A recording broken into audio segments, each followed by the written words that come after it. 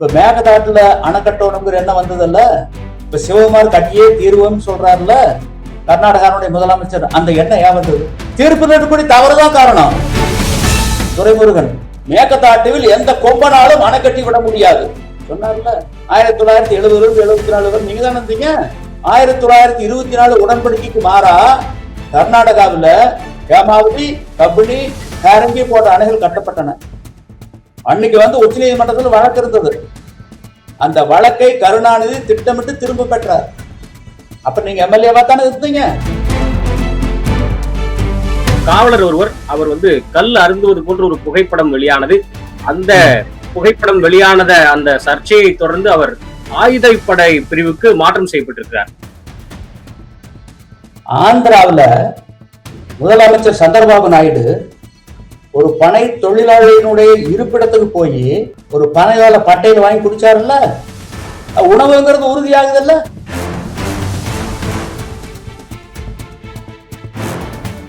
அவர் சொன்னது ஏக்கர் அடிப்படையில் தான் குறிப்பிட்டாரு. 1 லட்சத்துக்கு மேல இருந்தா 5000 ரூபாய் தள்ளுபடி.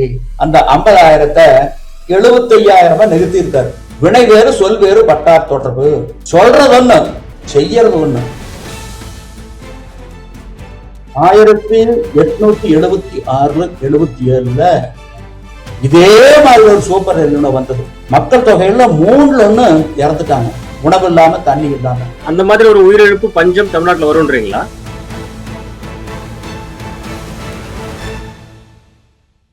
நம்ம பண்ணை இயற்கை அங்காடி. தொடர்புக்கு 87 54 44 92 99. ஐயா வணக்கம். வணக்கம் ஐயா. இப்ப நம்ம பார்க்கிறோம், கல் சம்பந்தமாக தொடர்ச்சியாக இயங்கிக்கிட்டு வரீங்க.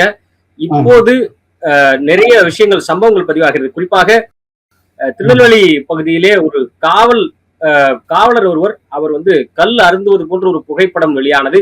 அந்த புகைப்படம் வெளியானத அந்த சர்ச்சையை தொடர்ந்து அவர் ஆயுதப்படை பிரிவுக்கு மாற்றம் செய்யப்பட்டிருக்கிறார்.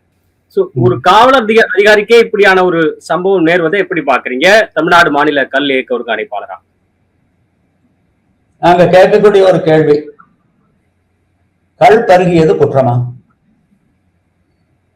ஆந்திராவில் முதலமைச்சர் சந்திரபாபு நாயுடு ஒரு பனை தொழிலாளியினுடைய இருப்பிடத்துக்கு போய் கயிற்றுக்கட்டல்ல உட்கார்ந்து கல்லறக்க சொல்லி அத ஒரு பனையால பட்டையில் வாங்கி குடிச்சாருல்ல, எல்லாரும் பார்த்தோமல்ல. அதே சந்திரபாபு நாயுடு ஒரு பிராந்தியவோ ஒரு விஸ்கிவோ அங்க குடிச்சிருந்தா என்ன ஆயிருக்கும்? எவ்வளவு எதிர்ப்புகள் வந்திருக்கும்? உணவுங்கிறது உறுதியாகுதல்ல. சரி, அவர் மீது நடவடிக்கை எடுத்தாங்கல்ல. ஒருத்தர் கல் இறக்கி பருகுகின்றார், அவர் மீது தமிழ்நாடு அரசு நடவடிக்கை எடுக்கின்றது. அரசியலமைப்பு சட்டத்தை முன்னிறுத்தி அவர் கல்லை பருகி இருக்கின்றார். நீங்கள் தமிழ்நாடு மதுவிலக்கு சட்டப்படி அவர் மீது நடவடிக்கை எடுத்திருக்கின்றீர்கள். நாங்க கேட்கக்கூடிய ஒரு கேள்வி தமிழ்நாடு அரசை பார்த்து, அரசியலமைப்பு சட்டத்துக்கு கட்டுப்பட்டது மதுவிலக்கு சட்டமா, இல்லை மதுவிலக்கு சட்டத்துக்கு உட்பட்டது அரசியலமைப்பு சட்டமா? It is purely question of law as per the interpretation of the Indian Constitution. அந்த காவலர் மீது எடுத்த நடவடிக்கை தவறானது. இதற்காக தமிழ்நாடு அரசு வருத்தம் தெரிவிக்க வேண்டும். ஓகே, இந்த அரசியலமைப்பு சட்டம் என்ன சொல்கிறது? எதன் அடிப்படையில அரசு அந்த காவலரை கைது செய்கிறது? இந்த ரெண்டுத்துக்குமான 2 சட்டங்களுக்குமான வேறுபாடு எந்த புள்ளியில மாறுது? அரசியலமைப்பு சட்டம் என்ன சொல்லுதுன்னா, அரசியலமைப்பு சட்டம் 47வது பிரிவு தான் மதுவிலக்கு, மது கொள்கை மற்றும் போத பொருளை பத்தி சொல்லுது. அதுல என்ன சொல்லியிருக்காங்கன்னா, the duties of the state shall regard raising the level of nutrition and the standard of living of its people and the improvement of public health as among its primary duties, and in particular the state shall endeavor to bring about the prohibition of the consumption except for medicinal purposes of intoxicating drinks and of drugs which are injurious to health. அரசனுடைய தலையாய கடமைகள் 3. ஒன்று, சத்தான உணவு கொடுப்பது. எது சத்தான உணவு? கள்ளா, இறக்குமதி மதுக்களா, இந்திய தயாரிப்பு அயல்நாட்டு மதுக்களா? கல்லுல உடலுக்கு தேவையான ஊட்டச்சத்துக்கள் எல்லாமே இருக்கு. அது தாய்ப்பாலுக்கு நிகரானது, மருத்துவ குணம் கொண்டது இல்லையா? ஆனா நீங்கள் சந்தப்படுத்தக்கூடிய டாஸ்மாக் மதுக்கள்லயும் இறக்குமதி மதுக்கள்லயும் போதைக்கு காரணமான ஆல்கஹாலை தவிர என்ன இருக்கு சொல்லுங்க? ஆக உடல்நலத்தை பேணுவது கல்லுதான். இறக்குமதி மதுக்களோ இந்திய தயாரிப்பு அயல்நாட்டு டாஸ்மாக் மதுக்களோ அல்ல. இரண்டாவது, மக்களுடைய வாழ்க்கை தரத்தை உயர்த்துவது. இதுல அந்த 9 நிறுவனம் தயாரிக்கிறாங்கல்ல, அவங்களோட கையாண்டக்கூடிய அரசியல் கட்சிகள் இவங்கதான் பயனாளிகள். ஆனா இதுல எத்தனை பயனாளிகள்? 10 லட்சம் பனை தென்னை தொழிலாளர் குடும்பங்கள், 50 லட்சம் விவசாய குடும்பங்கள், அதுபோல 8 கோடி மக்களுக்கு ஒரு சத்தான இயற்கையான தாய்ப்பாலுக்கு நிகரான மருத்துவ குணம் கொண்ட மென்பானம் கிடைக்குது. இத்தனை விவரத்தினுடைய நலன் இதுல இருக்கு. அடுத்து உடல் நலம். கல்லு உடலுக்கு நல்லதா? இறக்குமதி மதுக்கள் இந்திய தயாரிப்பு அயல்நாட்டு மதுக்கள் உடலுக்கு நல்லதா? கல்லுதான். இல்ல அவைகள் எல்லாம் கல்லை விட நல்லவைகள்னு யார் நிரூபிக்க சொல்லுங்க? மருத்துவர்கள் நிறைய இருக்காங்க, விஞ்ஞானிகள் இருக்காங்க, சிறப்பு அறிஞர்கள் இருக்காங்க, நிரூபிக்க சொல்லுங்க. நாங்க 10 கோடி கொடுத்துறோம். இல்ல நீங்க பாக்குறீங்க, தமிழக வெற்றி கழக அரசு, தமிழ்நாடு அரசு, விஜய் அவர்களுடைய அரசு டாஸ்மாக குறைக்குது இல்லையா? சோ டாஸ்மாக்கையே ஒழிக்க நினைப்பவர்கள் கல்லை எப்படி அனுமதிப்பாங்க? அதாவது டாஸ்மாக் மதுக்கள்ல போதைக்கு காரணமான ஆல்கஹாலை தவிர எதுவுமே கிடையாது. இரண்டாவது, நான் மரியாதைக்குரிய மாண்புமிகு ஜோசப் விஜய் அவர்களை பார்த்து கேட்கின்றேன், எந்த அடிப்படையில் நீங்கள் தமிழ்நாட்டினுடைய முதலமைச்சராக அமர்ந்திருக்கின்றீர்கள்? Under what authority you are holding such an office as a chief minister of Tamil Nadu? அரசியலமைப்பு சட்டப்படி சத்தியவாகு பிரமாணம் ரக்ஷிகா எடுத்தான வந்திருக்கீங்க. அந்த அரசியலமைப்பு சட்டத்தை மதித்து நடக்க வேண்டிய கடமை பொறுப்பு உங்களுக்கு உண்டா இல்லையா? இதான் கேட்கிறோம். ஒண்ணு அரசியலமைப்பு சட்டத்தை மதிங்க, இல்லைன்னா கீழே இறங்குங்க. அவ்வளவுதான். நீங்க நாங்க கல்லுக்கு அனுமதி கேட்கல தமிழ்நாடு அரசு கிட்ட. கள்ளுக்கடைகளை திறக்க வேண்டும் என்ற கோரிக்கையினையும் வைக்கவில்லை. இது கேட்கிறவங்க புரிதல் இல்லாதவர்கள். அவங்கதான் கல்லுக்கு அனுமதி கொடுக்கணும், கள்ளுக்கடைகளை திறக்கணுங்கிறாங்க. எதற்காக கல்லுக்கு அனுமதி கேட்கணும்? 1950 ஜனவரி 26 அரசியலமைப்பு சட்டம் நடைமுறைக்கு வந்தது. அந்த சட்டம் கொடுத்திருக்கும் உணவு தேடும் உரிமைதான் கள் இறக்குவதுவும் பருகுவதுவும். கலப்படத்தை காரணம் காட்டி தமிழ்நாடு அரசு இந்த உரிமையை அநியாயமாக பறித்து கொண்டது. பக்கத்துல பாண்டியில, கேரளாவில, தெலுங்கானாவில, ஆந்திராவில, அண்டை மாநிலங்களில், உலக அளவில் எங்கும் கல்லுக்கு தடை கிடையாது. இதுதான மதுரை உயர் நீதிமன்ற கிளை கேட்டிருக்காங்க. அந்த அரசுகள் எல்லாம் கலப்படத்தை கட்டுப்படுத்துகின்ற பொழுது தமிழ்நாட்டில் எங்களால் மட்டும் கலப்படத்தை கட்டுப்படுத்த முடியவில்லை என்றால் தமிழ்நாடு அரசு ஆளுமை இல்லாத அரசா? ஆளுமை இல்லாமல் போனால் ஏன் ஆட்சி பொறுப்பில் இருக்க வேண்டும்? இதைத்தான கலைஞரையும் கேட்டா, ஜெயலலிதாவையும் கேட்டா, இபிஎஸ் ஓபிஎஸ் கேட்டா, ஸ்டாலின் கேட்டா, இப்ப முதல்வர் ஜோசப் விஜய் அவர்களை கேட்கிறோம். இந்த விஜய் அவர்கள் இப்போதுதான் வந்திருக்கிறார் இல்லைங்களா? சோ இப்ப வந்த விஜய் ஆட்சி கட்டிலில் அமர்ந்து கொஞ்ச நாட்கள் தான் ஆகுது. அவர் என்ன சொல்றாரு அப்படின்னா, கிட்டத்தட்ட 700 கடைகளை, டாஸ்மாக் கடைகளை அகற்றி விட்டு, குறைத்து விட்டு, படிப்படியாக டாஸ்மாக குறைக்கிற அந்த நோக்கத்தை நோக்கி போயிட்டு இருக்கிறாங்க. அப்படி போகும்பொழுது அவர்கள் அதற்கு மாற்றாக கல்லை கொண்டு வருவார்களா, அல்லது டாஸ்மாகவே தூக்கணும்னு நினைக்கிறவங்க கள்ளச்சாராயம்னு போதையற்ற மாநிலமாக தமிழகத்தை மாற்றுவாங்களா? அவர் என்ன சொன்னாரு? பிறப்புக்கும் எல்லா உயிர்க்கும். வள்ளுவரை முன்னிறுத்தினார்ல, திருக்குறள தேசிய நூலை அறிவிக்கணும்னு சொல்லி டெல்லியில நிதி ஆயோக் கூட்டத்தில் சொல்லிட்டு வந்தாருல்ல. வள்ளுவர் என்ன சொல்றாரு? வினை பகை என்று நினைச்சம் நினையங்கால் தீயச்சம் போல தரும். ஒரு தீய பாதியில் அணைச்சு விட்டா என்னாகு?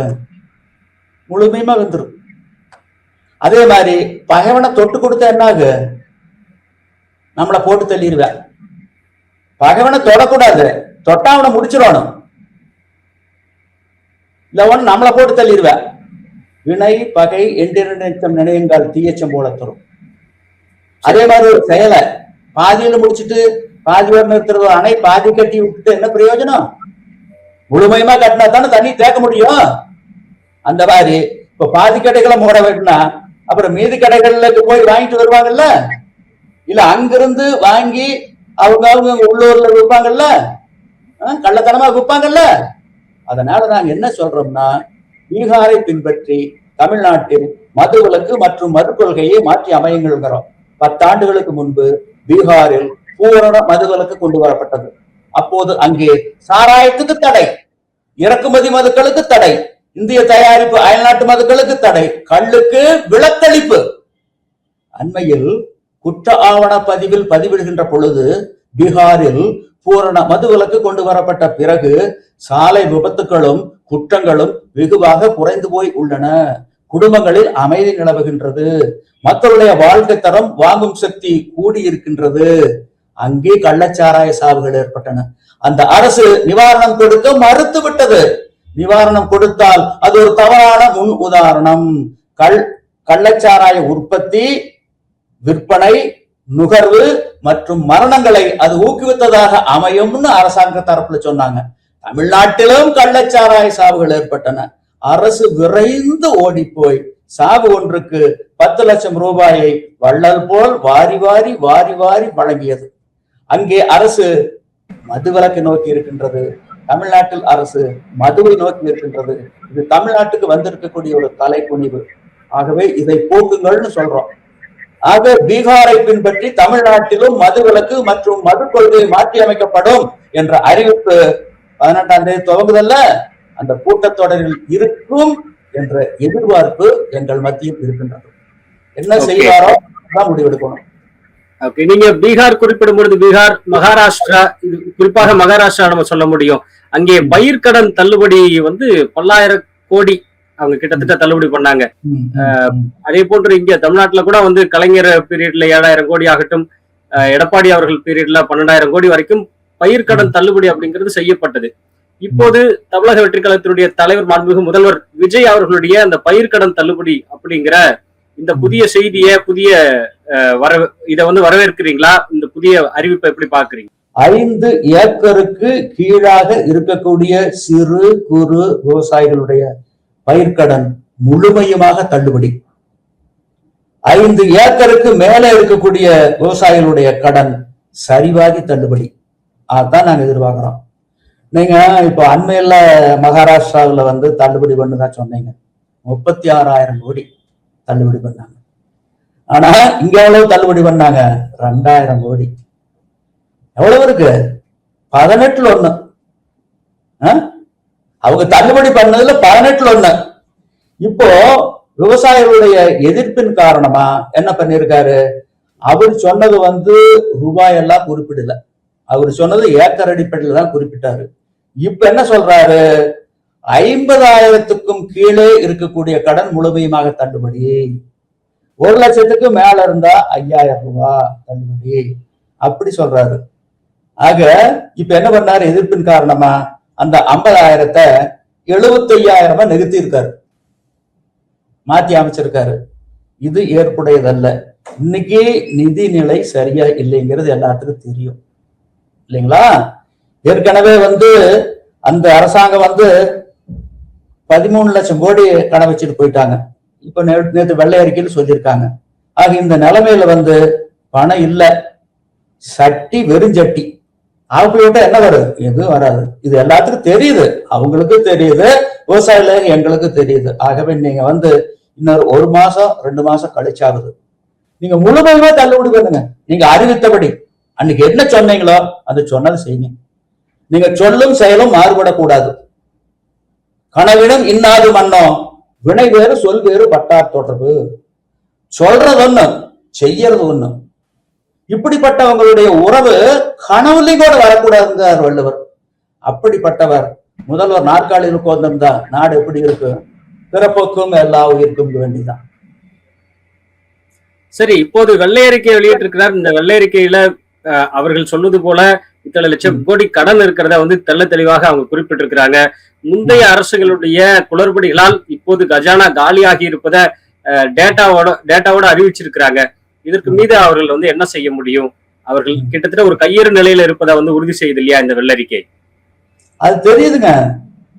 எங்களுக்கும் தெரியுது, நெறியாளராகி உங்களுக்கும் தெரியுது, 8 கோடி மக்களுக்கும் தெரியுது. இல்லைன்னு சொல்ல முடியாது. அது வெளிப்படைத்தன்மை தான். அது நான் தவறுன்னு சொல்லல. நீங்க இப்ப வந்து என்ன சொல்லியிருக்கீங்க? பேருந்து போக்குவரத்துல ஒரு பேருந்து 1 கிலோமீட்டர் ஓட்டினா 53 ரூபா நட்டம் வருதுங்கிறீங்க. இப்போ அந்த பிங்க் கலர்ல போடுது இல்லைங்க, அதுலயும் மட்டும்தான் மகளிருக்கு வந்து கட்டணம் இல்லாத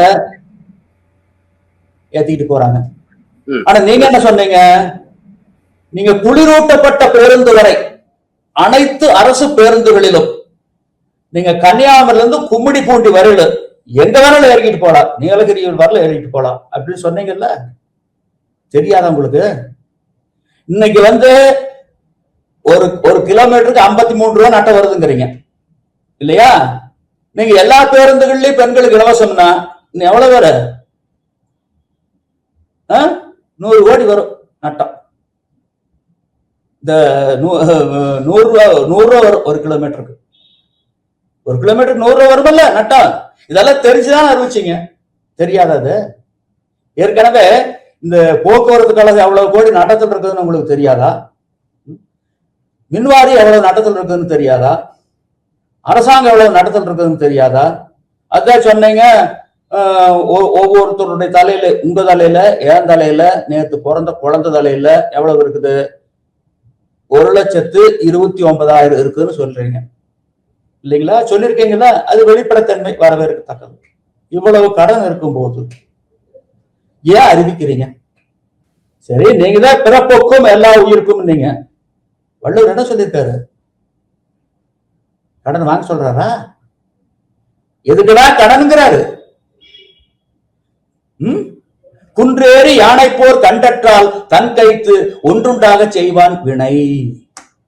ஒரு இடத்துல யானை போர் நடக்குது, பக்கத்துல ஒரு குன்று இருந்து குன்று மேல ஏறி நின்று பார்த்தா தெளிவா பார்க்கலாம் யானை எப்படி வருது, வீரர்கள் அந்த தண்டத்தினால எப்படி குத்தி கொள்ளுது, வீரர்கள் எதிர்கொண்டு வேறு கொண்டு தாக்கி அந்த யானை எப்படி வீழ்த்துறாங்க. இதையெல்லாம் தெளிவா பார்க்கணும்னா ஒரு குன்று இருந்து குன்று மேல ஏறி நின்று பார்த்தா தெளிவா பார்க்கலாம். அந்த மாதிரி எதை செஞ்சாலும் கையில காசு பணம் இருந்து உபரியா இருந்து செஞ்சா அது சிறப்பா இருக்கு. நீங்களே சொல்லிட்டீங்க கடன் இருக்குதுன்னு. ஏற்கனவே தெரியும், எல்லாத்துக்கும் தெரியும். 10 லட்சம் கோடி கடன். எடப்பாடியார் ஆட்சியில வந்து 5 லட்சம் கோடி. அதே கலைஞர் ஆட்சி முடியும் போது அது 10 லட்சம் கோடி.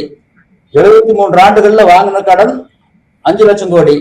5 ஆண்டுகள்ல வாங்கின கடன் பிளஸ் 5 10 லட்சம் கோடி மொத்தம். இது தெரியுதல்ல? இதெல்லாம் தெரிஞ்ச முன்னாடி எதுக்கு இந்த அறிவிப்பு வெளியிடுறீங்க? அதுதான் நான் கேட்கிறேன். அவர் என்ன சொல்றாரு, முதல்வர் விஜய் என்ன சொல்றாருன்னா, பதவியேற்ற அந்த கணத்திலேயே சொன்னாரு, நாங்கள் சொன்னதையெல்லாம் செய்ய முடியுமாங்கிறத விட சாத்தியமானதை செய்வோம் அப்படின்னு சொன்னாரு. அதான் நான் சொல்றேன். இன்னைக்கு வந்து நீங்க பயிர்க்கடனே நீங்க இப்ப உடனே நீங்க தள்ளுபடி பண்ண வேண்டாம். நிதிநிலை ஓரளவுக்கு மேம்பட்ட முன்னாடி தள்ளுபடி பண்ணுங்க. ஏன் இப்படி அறகுறையா இப்படி பொய் சொல்றீங்க? வெளிப்படையா சொல்லுங்க. இந்த மாதிரி நிதிநிலை இல்லைன்னு வெளிப்படையா சொல்லுங்க. இன்னைக்கு வந்து குஜராத் மாநிலம், உத்தரப்பிரதேச மாநிலம், அங்க பட்ஜெட் வந்து உபரியா இருக்குது. நீங்க போடக்கூடிய பட்ஜெட் நாளைக்கு பற்றாக்குறை பட்ஜெட் தான். வேற வழியே கிடையாது. வேற வழியே கிடையாது. பற்றாக்குறை பட்ஜெட்டை தவிர வேற வழியே கிடையாது உங்களுக்கு. அப்படித்தான் போட முடியும், வேற வழியே கிடையாது. ஆனா குஜராத் மாதிரி உத்தரப்பிரதேச மாதிரி உபரியா இருந்ததுன்னா நீங்க அதை அறிவிச்சிருக்கலாம். அறிவிச்சது நியாயம். உங்களுக்கு தெரிஞ்சே செய்யறீங்க. செய்ய முடியாதுன்னு தெரியும், இருந்தாலும் ஆட்சிக்கு வரணுங்கிற ஒரே ஒரு இலக்கை முன்னிறுத்தி நீங்க தேர்தலை சந்தித்ததனுடைய விளைவு வெளிப்பாடு இந்த நிலை. அடுத்ததாக மாநிலத்தினுடைய பட்ஜெட் கூட்டத்தொடர். இந்த பட்ஜெட்ல நீங்கள் சொல்லக்கூடிய இந்த விஷயங்கள் வந்து அட்ரஸ் செய்யப்படுமா? இந்த பட்ஜெட் எப்படி இருக்க போகிறது? உங்களுடைய எதிர்பார்ப்பு என்ன? அப்புறம் உங்களுடைய கணிப்பு என்ன?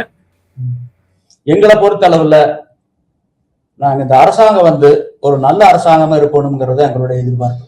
எப்படி இருக்கணும்னா, வள்ளுவர் சொன்ன மாதிரி குடிதழி கோலோச்சும் மாநில மன்னன் அடிதழிய நிற்கும் உலகு, குடிமக்கள் நலனில் அக்கறை கொண்டு தொலைநோக்கு பார்வையில் சிந்தித்து வரும் தலைமுறையை முன்னிறுத்தி நல்லாட்சி நடத்துகின்ற ஒரு மாநில ஆட்சியாளன் பின்னால் ஒட்டுமொத்த உலகமும் அணிவகுத்து நிற்கும். அந்த அளவுல உங்களுடைய ஆட்சி மிக சிறப்பா இருக்கணும் அப்படிங்கிறத எங்களுடைய எதிர்பார்ப்பு. அதற்காக நீங்கள் இன்னைக்கு வந்து தமிழ்நாட்டில் இருக்கக்கூடிய மக்கள் 70% மக்கள் குடிநீர் அதை குடிக்கிறோம், காவிரி நீர். அந்த காவிரியில தமிழ்நாட்டுக்கும் புதுச்சேரிக்கும் உண்டான உறுப்பினர் பெற முடியுதா? 28 ஆண்டு கால சட்ட போராட்டம் 1990 இருந்து 2018 வரையில, அதுக்கு பின்னாடி 7 ஆண்டுகள், இந்த 35 ஆண்டுகள்ல கர்நாடகா எப்ப தண்ணி திறந்திருக்காங்க தமிழ்நாட்டுக்கு சொல்லுங்க. இனிமேல் தேக்கினால் கர்நாடக நீர்த்தேக்கங்கள் உடையும். அணைகளுடைய பாதுகாப்பு கருதி தமிழ்நாட்டை புதுச்சேரி வடிகாலா வச்சுதான் திறந்திருக்காங்களே வழிய தமிழகமும் புதுவையும் காவிரியில் கடைமடை உரிமை பெற்ற மாநிலங்கள்னு தீர்ப்பு மதிச்சு நேற்றுக்கு திறக்கல, இன்னைக்கு திறக்கல, நாளைக்கு திறக்க போறது இல்ல.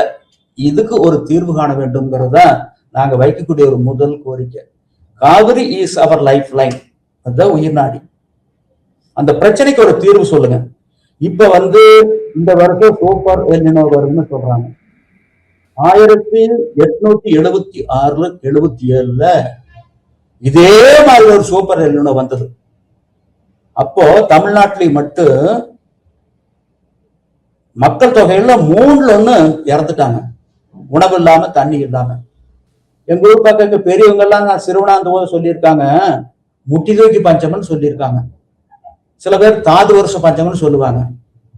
அந்த தாது வருஷத்துல வந்த பஞ்சத்துல உணவு இல்லாம தண்ணி இல்லாம அந்த முட்டி சட்டி தூக்கிட்டு அங்கங்க போய் உணவு கிடைக்காம தண்ணி கிடைக்காம அந்த முட்டியும் சட்டியும் தலைமையில வச்சு செத்து கிடப்பாங்களாம். 3 இறந்துட்டாங்க.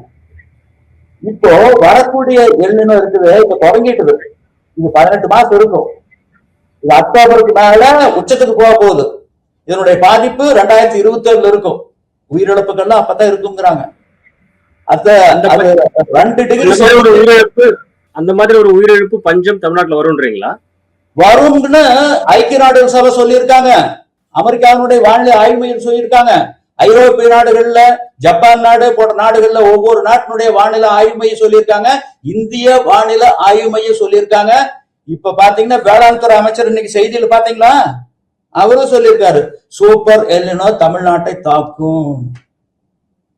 அன்னைக்கு 2 டிகிரி சென்டிகிரேட் கூடுச்சு. இப்போ பூமிக்கு சூடாயிட்டுது. சூடு இந்த 150 வருஷத்துல. ஏன்னா புதைவெளி எரிபொருளை நாம எரிச்சுக்கிட்டு இருக்கிறோம் கண்மூடித்தனமா. பூமிக்கு சூடாயிட்டுது. நீ கொதிநிலைக்கு போக போகுது. இப்போ வரக்கூடிய எல்னினோ சூப்பர் எல்னினோ அன்னைக்கு விட 1 டிகிரி கூடுதலா இருக்குமா, 3 டிகிரி சென்டிகிரேட் வருமா எச்சா. அப்படி வருகின்ற பொழுது அந்த வெப்ப அலையே கொண்டு போடும்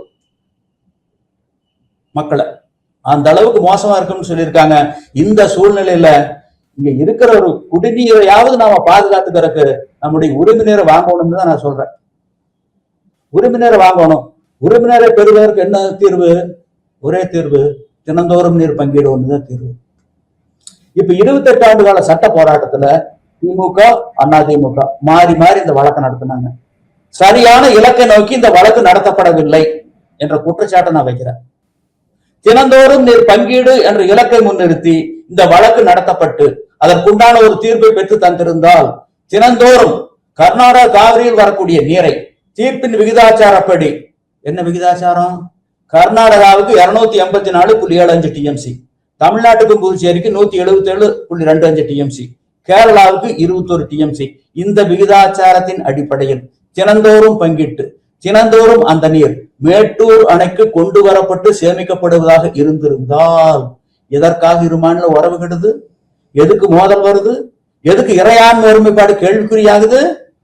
எந்த இலக்க நோக்கி இந்த வழக்கு நடத்தினீங்க? என்ன என்ன என்ன தீர்ப்பு வாங்கி கொடுத்திருக்கீங்க? ஒரு தவறான தீர்ப்பை. எதற்காக தமிழ்நாட்டுக்கும் புதுச்சேரிக்கும் உண்டான உறுப்பினரை கர்நாடக நீர்த்தேக்கங்கள் தேக்கணும்? அந்த நீர்த்தேக்கம் கட்டுறதுக்கு தமிழ்நாடு அரசு புதுவை அரசு பணம் கொடுத்துதா? இப்ப தேக்கி வைக்கிறதுக்கு வாடகை கொடுக்கறமா? எந்த முகாந்தரத்தினுடைய அடிப்படையில இவங்க தண்ணியை அவங்க அணையில தேக்க சொல்லி அவங்க கையில போட்டி சாதி கொடுக்குறீங்க? பருவமழை குறையும் ஆண்டுகளில் தீர்ப்பை நடைமுறைப்படுத்தினால் கர்நாடக பாலைவனமாகும், நடைமுறைப்படுத்தாமல் போனால் தமிழ்நாடு பாலைவனமாகும். இதுக்கு என்ன தீர்வு வச்சிருக்கீங்க? இல்ல, இந்த தீர்ப்பு தவறான ஒரு திசையை நோக்கி போனதுல யாருடைய பங்கு அதிகமா இருந்தது? திமுக அதிமுக 2 பேரும் வழக்கு நடத்தினாங்க. அவங்கதான் மத்திய அரசுகள்ல, மத்திய அரசு காங்கிரஸா இருந்தாலும் பாஜகவா இருந்தாலும் சரி அவங்களுடைய நிலைப்பாடு ஒண்ணுதான். அவங்கள பொறுத்தளவுல ஒரு அமைச்சருக்கு வள்ளுவர் இலக்கணம் சொல்றாரு, பிரித்தலும் பேணிக்கொள்ளவும் பிரிந்தார் போர்களும் வல்லது அமைச்சு. வலுவாக இருக்கக்கூடிய எதிரிகளை, ஒற்றுமையாக இருக்கக்கூடியவர்களை சூழ் செய்து இரண்டாக பிரிப்பதும், பிரித்த ஒரு பகுதியை தன்னோடு சேர்த்து தன்னுடைய பலத்தையும் வைத்து அவனை அழிப்பது அமைச்சரின் இலக்கணம். அந்த மாதிரி மத்தியில பாஜக ஆண்டாளு, காங்கிரஸ் ஆண்டாளு, அவங்களுடைய நிலைப்பாடு ஒண்ணுதான். தமிழ்நாடு கர்நாடகா ஒற்றுமையா இருக்கக்கூடாது. இவங்க அடிச்சுக்கிட்டே இருக்கணும், சண்டை போட்டுக்கிட்டே இருக்கணும், நம்ம மேல இருந்து பஞ்சாயத்து பண்ணிட்டு இருக்கணும். இப்ப மேகதாட்டுல அணை கட்டணுங்கிற எண்ணம் வந்ததில்ல, இப்ப சிவகுமார் கட்டியே தீர்வுன்னு சொல்றாருல கர்நாடகாவுடைய முதலமைச்சர், அந்த எண்ணம் ஏன் வந்தது? தீர்ப்பு தவறுதான் காரணம். தினந்தோறும் நீர் பங்கீடு என்ற அம்சம் தீர்ப்பில் இடம்பெற்றிருந்தால் கர்நாடக காவிரியில் வரக்கூடிய நீரை, தமிழ்நாட்டுக்கு உண்டான உரிமை நீரை 177 டிஎம்சில ஒரு சொட்டு கூட கர்நாடகாவில் அணைகள்ல தேக்காம அந்த நீர் முழுவதும் காவிரியின் வழியாக மேட்டூர் அணைக்கு தினந்தோறும் கொண்டு வந்து சேமிக்கப்படுவதாக இருந்திருந்தால் எதுக்கு மேகதாட்டூர் அணை கட்டும் என்ன வருது? வாய்ப்பு இல்லையே. என்ன வந்ததுக்கு காரணம் தீர்ப்பில் இருக்கக்கூடிய தவறுதான் காரணம். சரி, இதை பத்தி 40 பேர் நாடாளுமன்றத்துக்கு போனாங்கல்ல, பாண்டிச்சேரி உட்பட. ஏதாச்சும் ஒரு நாடாளுமன்ற உறுப்பினர்கள் ஒரு நாள் வாய் திறந்திருப்பாங்க? இல்ல நடந்து முடிந்த தேர்தல் அறிக்கையில இத்தனை தேவையற்ற இலவசங்களை முன்னிறுத்தினாங்கல்ல. இந்த காவிரியில 28 ஆண்டுகால சட்ட போராட்டம், அதுக்கு பின்னாடி 7 ஆண்டுகள், 35 ஆண்டுகள் உரிமை பெற முடியல, உபரி நேரத்தை பெற்றுக்கிட்டு இருக்கிறோம். இதுக்கு இந்த தீர்வு எங்க கட்சி வச்சிருக்குது அப்படின்னு சொன்ன கட்சி ஒரு கட்சி, இடதுசாரி வலதுசாரி தேசிய கட்சி மாநில கட்சி ஒரு கட்சி. எதுக்கு கட்சி வச்சு நடத்துறீங்க நீங்களா தமிழ்நாட்டுல? எதுக்கு வச்சு நடத்துறீங்க? சரி, தீர்ப்பு நடைமுறைப்படுத்த முடியல, அப்புறம் எதுக்கு 2033 வரல காத்திருக்கணும்? இது ஏட்டு சுரைக்காய் காணல் நீர் மாயமான். இந்த ஏட்டு சுரைக்காயை வச்சு கறி சமைக்க முடியுமா? சரி சரி, இப்போ இந்த தீர்ப்பில் என்ன? மாதாந்திர அடிப்படையில தமிழ்நாட்டுக்கு தண்ணி கொடுக்கணுங்கிற தீர்ப்பு இல்லையா? குடிநீர் தேவை, பாசன தேவை, இந்த தேவைக்கேற்ப கர்நாடகா கர்நாடக நீர்த்தேக்கங்கள்ல இருந்து தமிழ்நாடு கொடுத்துருது, 12 மாதங்கள் கொடுத்துருது. அப்படி கொடுப்பதாக இருந்தால் கல்லணைக்கும் கர்நாடக நீர்த்தேக்கங்களுக்கும் இடையில மேட்டூர் அணை இருக்க வேண்டிய அவசியம் என்ன? இல்ல சிறப்பு சட்டப்பேரவை அமர்வுல அதை பத்தி ஏதாச்சும் பேசினாங்களா? உடனடியா தீர்ப்பு நடைமுறைப்படுத்த முடியலைன்னா அப்பவே 1 வருஷம் 2 வருஷம் பார்க்க வேண்டியதுதான். நடைமுறைப்படுத்த முடியல, அவங்க வடிகாலாத்தான் வச்சிருக்காங்கன்னா உடனே காவிரி நடுவர் மன்றத்துல ஒரு மறுசீராய்வு மனு தாக்கல் பண்ணிருக்க வேண்டாமா? தினந்தோறும் நீர் பங்கீடு ஒண்ணுதான் தீர்வு. எங்க தண்ணிய கர்நாடக நீர்த்தேக்கங்களை தேக்கக்கூடாது. இப்ப நெறியாளர் நீங்க இருக்கீங்க, உங்ககிட்ட நாங்க 4 பேர் வேலை செய்யறோம். தினக்கூலி மாலையில் வேலை முடிஞ்சிருது. வேலை முடிஞ்ச உடனே அவங்க கூலி அவங்க கையில் கொடுக்கறதான முறை. அதான முறை. எதுக்கு ஒருத்தர் கையில கொடுத்து அதை மீதி 3 பேருக்கு கொடுக்க சொல்றீங்க? வாங்கினவரு மீதி 3 பேருக்கு கொடுக்காம அவரே வச்சுக்கிட்டா, ஏமாத்திட்டா, இந்த பாதிக்கப்பட்ட 3 பேரு உங்ககிட்ட முறையிட்டா, நான் அவர்கிட்ட கொடுத்துட்டேன், போ, என்னோட கடன் முடிஞ்சது அப்படின்னா என்னது? இந்த தீர்ப்புக்கு இதுக்கு என்ன வேறுபாடு? இந்த அடிப்படை புரிதல் வேண்டாம். உடனே ஒரு மறுசீராய்வு மனுவை காவிரி நடுவர் மன்றத்தில் தாக்கல் செஞ்சிருக்க வேண்டாமா? சரி, நடுவர் மன்றம் ஏற்றுக்கொண்டால் வரவேற்கலாம், ஏற்றுக்கொள்ளாமல் போனால் உச்சநீதிமன்றத்தை நாடி இருக்க வேண்டும். அங்கும் தீர்வு கிடைக்காமல் போனால் 40 நாடாளுமன்ற உறுப்பினர்கள் பாராளுமன்றத்தை முடக்கி இருக்க வேண்டும். செஞ்சாங்களா? நான் ஆதங்கத்துல இந்த தீர்ப்பு நடைமுறைப்படுத்த முடியாது, இது ஏட்டு சுரைக்காய் காணல் நீர் மாயமான்னு 2013 ஒரு மறுசீராய்வு மனுவை உச்சநீதிமன்றத்தில் தாக்கல் பண்ண நீதிமன்றம் ஏற்றுக்கொள்ளவில்லை. ஒரு சங்கம் வரக்கூடாது, உங்களுக்கு ஏதாச்சும் பாதிப்பு இருந்தா உங்களுடைய அரசிடம் முறையிட்டுக் கொள்ளுங்கள். எந்த அரசு கேட்டது? எந்த அரசியல் கட்சி தலைவர் கேட்டாங்க? இல்லையே. இதை பற்றி அறிவு புரிதல் இல்லையே. சரி, நேத்து முன்னாள் நீர்வளத்துறை அமைச்சர் துரைமுருகன் மேகதாட்டுவில் எந்த கொம்பனாலும் அணை கட்டி விட முடியாது சொன்னார்ல. 1970 74 வரை நீங்க தானே இருந்தீங்க. 1924 உடன்படிக்கைக்கு மாறா கர்நாடகாவில் ஹேமாவதி, கபினி, ஹேரங்கி போன்ற அணைகள் கட்டப்பட்டன. அன்னைக்கு உச்ச நீதிமன்றத்தில் வழக்கு இருந்தது. அந்த வழக்கை கருணாநிதி திட்டமிட்டு திரும்ப பெற்றார். அப்ப நீங்க எம்எல்ஏவா தானே இருந்தீங்க.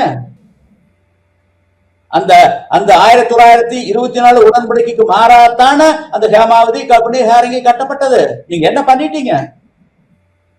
இன்னைக்கு வந்து இந்த வீரம் பேசுறீங்க. எந்த கொம்பனாலும் வேதத்தாட்டுகள் அணை கட்ட முடியாது. ஏற்கனவே கட்டிட்டாங்களே 1924 உடன்படிக்கைக்கு மாறா ஹேமாவதி கபினி ஹேரங்கி. என்ன பண்ண போறீங்க? துரமுருகன் என்ன பதில் சொல்றாரு? அவரு பழந்தன்னு கொட்ட ஓட்டவர் தானே. எப்பப்ப கலைஞர் ஸ்டாலின் முதலமைச்சரா இருந்தாரோ அப்போதெல்லாம் இவருதான் நீர்வளத்துறை அமைச்சர். இப்ப இருக்கக்கூடிய புஷி ஆனந்த் விட்டுருங்க, அவர் விறகு கடை நடத்தினாரு, அவர் தான் நீர்வளத்துறை அமைச்சர். அவருக்கு நீர்வளத்தை பத்தி தெரியாது, டிஎம்சி கியூசெக்ஸ் டியூட்டி இதெல்லாம் தெரியாது. ரைட்டு, நீங்க எவ்வளவு நாள் இருந்தீங்கல்ல, நீங்களா சொல்லுங்க. அதுக்கு என்ன பண்ணிட்டீங்க? அதே மாதிரிதானே கட்டினா இருக்குங்க. சரி, இன்னொன்னு சொல்றேன் கேளுங்க. இப்போ டெல்லி அடுத்து நொய்டா இருக்குல்ல, இந்த 2 வருஷத்துக்கு முன்னாடி நொய்டாவில் 40 அடுக்கு கட்டிட்டாங்க. 2 டவர் கட்டிட்டாங்க, கட்ட கோபுரம் 40 அடுக்கு கட்டுமானம் முடிஞ்ச பின்னாடி என்ன பண்ணாங்க? திறப்புலாவுக்கு முன்னாடியே கட்டுமானம் நடந்துகிட்டு இருக்கும்போது விதிகளை மீறி கட்டப்பட்ட கட்டுமானங்கள்னு சொல்லி உச்ச நீதிமன்றத்தினுடைய தீர்ப்பை முன்னிறுத்தி வெளிநாட்டுல இருந்து நிபுணர்களை அழைச்சி வந்து வெடி வச்சு தகர்த்தாங்க அந்த 2 டவரை. அத வந்து பொழுதுக்கு தொலைக்காட்சி போட்டியில் அதை காட்டினாங்க. அடுத்த நாள் தலைப்பு செய்தியா வந்தது. ஏன் அந்த கட்டுமான 2 தரமட்டமாக்குனாங்க? விதிகளை மீறி கட்டப்பட்ட கட்டுமானங்கள். சரி, ஹேமாவதி கபினி ஹேரங்கி இவைகளும் 1924 உடன்படிக்கைக்கு புறம்பா கட்டப்பட்ட கட்டுமானங்கள் தானே. தமிழ்நாடு அரசனுடைய ஒப்புதலை பெறாமல் கட்டப்பட்ட கட்டுமானங்கள் தானே. இதுக்கு என்ன பண்ண போறீங்க? உச்ச நீதிமன்றம் கூறும் பதில் என்ன? அதுக்கு மட்டும் உத்தரவு பிறப்பிச்சீங்கல்ல, விதிகளை மீறி கட்டப்பட்ட கட்டுமானங்கள்னு. இதுக்கு என்ன சொல்றீங்க? இதுக்கு என்ன பதில்? எங்க பதில்? இதுக்கெல்லாம் ஒரு தீர்வு வேணும்னு தான் இந்த சட்டப்பேரவை நீங்க புதுசா வந்திருக்கீங்க. நீங்க இதை செஞ்சீங்கன்னா நல்லா இருக்கு, உங்களை வந்து நாங்க எல்லாம் கையெடுத்து கும்பிடுவோம். அதை செய்யுங்கன்னு தான் கேட்கிறோம். நடுநல தமிழ்நாட்டினுடைய மக்களுடைய நலன்ல அக்கறை கொண்டு தொலைநோக்கு பார்வையில் சிந்தித்து வரும் தலைமுறை முன்னிறுத்தி செய்யுங்க. வயிற்று கட்டளத்திரி போடுற மாதிரி தேவையற்ற இலவசங்களை தயவு செஞ்சு முன்னிறுத்தாதீங்க. எங்க கையில தூண்டில கொடுங்க, மீனை கொடுக்காதீங்க. தூண்டில கொடுத்தா நாங்க மீன் பிடிச்சு வாழ்ந்துருவோம். நீங்க வந்து மீனை கொடுத்தீங்கன்னா அந்த மீனை வாங்கி தின்னு நாங்க பிழைப்போம், வாழ மாட்டோம். நீங்கள் ஆட்சி எங்களுடைய வாழ்க்கைக்காக நடத்துங்க, எங்களுடைய பிழைப்புக்காக நடத்தாதீங்க. அது சொல்றோம். அதாவது வள்ளுவர் சொல்றாரு, என்ன சொல்றாரு? அதாவது ஒரு பிச்சைக்காரனா படைக்கூடிய படைப்பே தப்புங்கிறாரு. இறந்தும் உயிர் வாழ்தல் வேண்டின் பறந்து கெடுக இவ்வுலகை எட்டியான். இவன் இந்த உலகத்தில் பிச்சை எடுத்துத்தான் பிழைக்க வேண்டும் என படைத்தவன் இவனை படைத்திருப்பானையாயன் படைத்தவனும் இவனை போல பிச்சை எடுத்து அழிவானாக ஒழிவானாக நாசமாய் போவானாகன்னு சாம்பப்படுறாரு வள்ளுவர். ஒரு பிச்சைக்காரனா ஒரு கையேந்தியா படைக்கூடிய படைப்பே தப்பு. இப்ப தேவையற்ற இலவசங்களை முன்னிறுத்தி எல்லாத்தையும் கையேந்த வச்சுட்டீங்களே, அப்புறம் எதுக்கு பிறப்புக்கோங்க? அடுத்த வரி கேட்டா தெரியாது.